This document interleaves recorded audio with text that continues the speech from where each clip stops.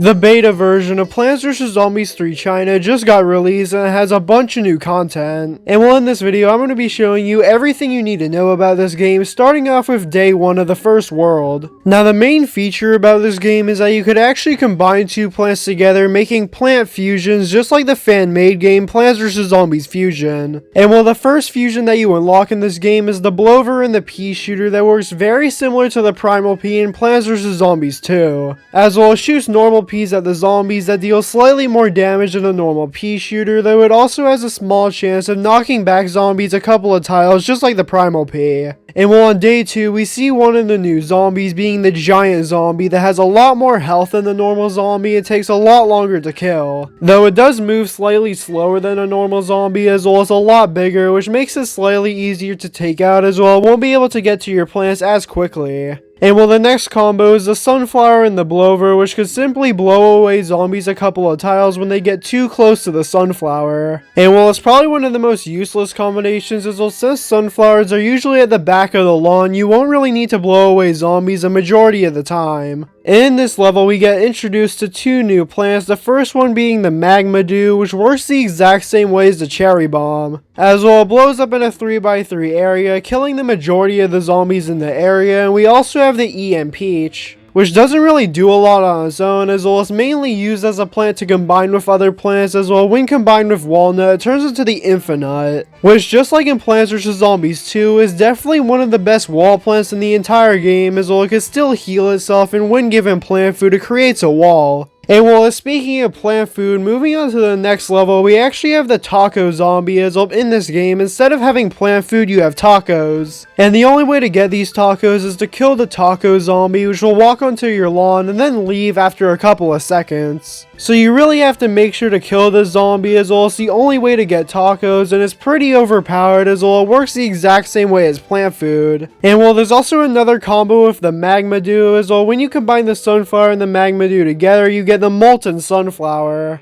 Which all the Molten Sunflower does is that it gives you double the sun of the normal sunflower, so it's very similar to the Twin Sunflower. And well, on day 4, we get introduced to the Star Imp, which just like the Taco Zombie is very important to kill, as well. It's the only way to get stars, which will give you rewards within the level. And when you combine the EM Peach and the Spikeweed together, you end up getting the Electric Spikeweed, which is able to zap the zombies and also deal damage to them using the spikes, meaning that not only do you deal piercing damage, you also do electric damage, making it a lot better. Another really important combo is the Blover and the Walnut, which creates the Whirlwind Nut, which is really important for the next level, as well. In the next level, we get introduced to the Skater Imp, which is another brand new zombie, and what this zombie does is that it jumps over your plants, though it could be blocked by the Whirlwind Nut, as well as flying in the air. And well, it's one of the only plants in the game that could actually do this, so it's the only counter for the Skater Imp in the entire game. And well, after that level, we get introduced to the ticket system, which helps you unlock new plants. As well, for example, the game gives you a blue ticket, which you're able to put into a machine, and then you unlock a new plant. The first plant you unlock is already predetermined, as well you unlock the Banana Tree. And well, the Banana Tree is a plant that hasn't been seen since PvZ Zombies Online, so it's really cool to actually see it return to the franchise. And well, the Banana Tree is simply just a stronger version of the Pea Shooter, and on day 7, we get introduced to another new zombie, being the Dog Walker Zombie, which is simply just a slightly stronger version of the normal zombie that walks a dog that can deal extra damage to your plants. And well, after the zombie is killed, the dog just simply walks off the screen, and well, you could also combine the Banana Tree with the Blover. And well, this is actually a pretty powerful combo, as well as able to shoot tornadoes now, which deal a really high amount of damage. And it also has a small chance to knock back a zombie a couple of tiles. And while on day 8, we get introduced to our first conveyor belt level in this game, and we also unlock a new plant, being the Dandelion, and you could also combine the Dandelion with the Blover to make a more powerful version of it. And well, the next level is actually really cool, as well they brought back the Vase Breaker game mode, which is a really good game mode. There's not too many different Vase Breaker levels in this game though they do introduce a new plant, being the Ball Cactus, which is originally a plant exclusive to PvZ Zombies All-Stars, so they ended up bringing it back to the game. And well, it's basically just a weaker version of the cactus, as well cactus is also in this game, so this is just a slightly lower version of it. And well, you could also combine the Ball Cactus with the Blover to make a flying version of it, and very similar to the Whirlwind Nut, it could block the Skater zombies. And well, after this level, it lets you unlock another plant using the ticket system, as well once you get 10 tickets, you can unlock a big box. And while this box simply just gives you legendary plants, the first one that it gives you is Aloe. And while the Aloe could be combined with the EMP, making the Electric Aloe, which is able to heal your plants slightly faster and also zap the zombies. And while we also have the Electric Ball Cactus, which is also just a combination of the EMP and the normal Ball Cactus, and it just deals slightly more damage. And well, we also get introduced to a new game mode after this, being the combining game mode. As well, the first few tiles of this lawn are completely empty, and then you have a row of walnuts which you have to protect. As well, if any of the walnuts die, you automatically lose the level, so you have to protect them by combining the plants that you place down or already get placed down for you. And well, you simply just have to combine these plants together, and you could also move them around the lawn freely, unlike the other plants. And well, this also introduces the star system, which indicates how powerful the plant is. As well, sometimes you can get really low level plants that have really high level stars. As well, for example, you could have a pea shooter, but if it has 4 stars on it, it'll be very powerful. And well, on day 13, we get reintroduced to the Protect Your Plant game mode, which simply just gives you a few plants to protect, and if they die, you automatically lose the level. And while we also get introduced to the Big Conehead Zombie, which is the exact same as the normal Big Zombie, except that it's a lot more powerful. And well, on day 15, we actually get our first Zomboss fight, which is a pretty easy Zomboss fight as well. Since it's the first one, he's still pretty weak.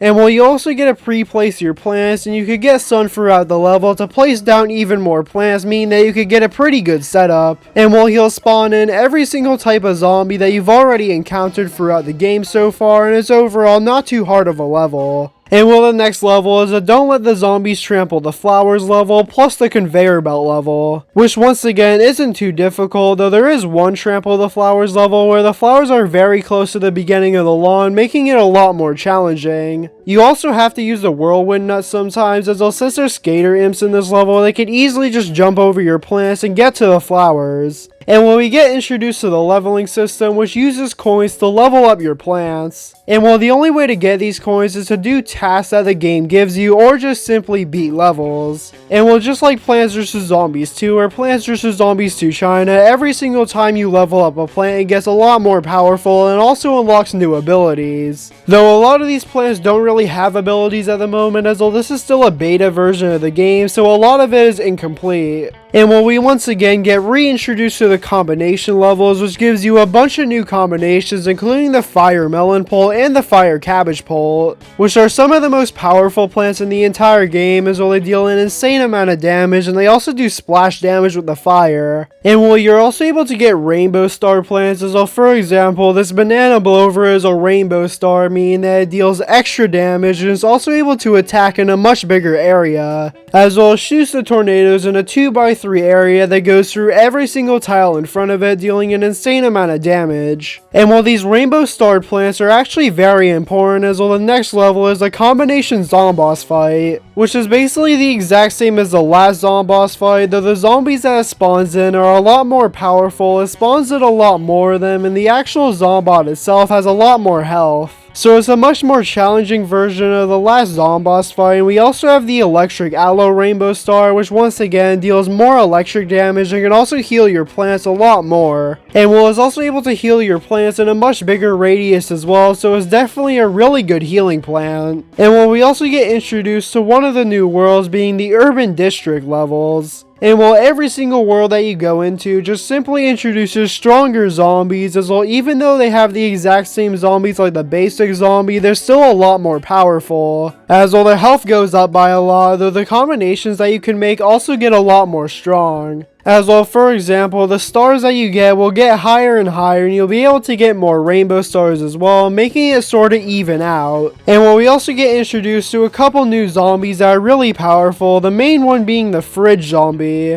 which is a very powerful zombie that has an insane amount of health and is also able to freeze your plants. As well, in a 3-tile radius ahead of it, is able to eat 3 plants at the exact same time and is also able to freeze them. And well, when the plants are frozen, they obviously can't attack any zombie, and they just sit there and they can easily be eaten. And well, they stay frozen for the whole time that the fridge zombie is there until it's killed. And well, another really annoying zombie is the outhouse zombie, as well. It doesn't have any special abilities or anything, it's just really powerful. As well, it's able to deal an insane amount of damage to your plants, and also has a really high amount of health, so it's really hard to kill. And well, the disco zombie is also reintroduced into the game, which does the exact same thing as it does in Plants vs Zombies 1. And well, in the urban district levels, you also have a brand new zombie boss fight, which introduces a brand new character. Which is pretty cool that they're actually bringing new boss fights into the game instead of just having every boss fight be Zomboss. And while this boss fight's a lot harder than the first Zomboss fight, as well, he has a lot more health and he's also able to deal a lot more damage and spawn in much more difficult zombies. And while this game also brings back the mints, as well, we have the filament and the peppermint, and we also have the brand new hurricane mint. As well, since there's so many new blower combos in this game, the hurricane mint is meant to help them.